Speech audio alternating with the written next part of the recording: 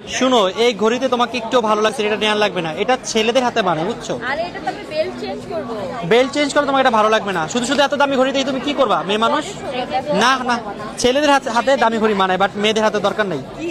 হ্যাঁ, আমি অ্যাপেল স্টোরে আসছি গাইস, কারণ আমি আজকে পাওয়ার ব্যাংক নিব, যেহেতু এখন ট্যুরে আসি, পাওয়ার ব্যাংকের অনেক অনেক বেশি প্রয়োজন।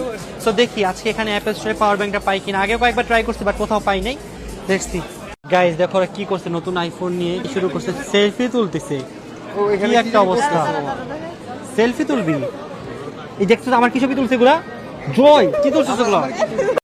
গাইস একটা কোন স্ক্রিন দেখো, কিভাবে প্যাকেজিং করা, পুরো ইউনিক টেস্ট এটা মনে ফালতু টেস্ট। জয় তুই এটা কি বানাইছস? সিনচেনের কি এটা? এটা হচ্ছে ফ্রিজ, দেখো এটা ফ্রিজ? কোন দিক দিয়ে ফ্রিজ? আমাদের কোন দিক দিয়ে ফ্রিজ মনে হইতাছে না। এটা বুঝবো না, এটা আস্তে ধীরে রেডি হবে এটা। চায়নাতে কি কি না হয় দেখেন, এখানে আইফোনও ফুটপাতে বিক্রি হচ্ছে, খুবই অবাক লাগতেছে আমাকে দেখে।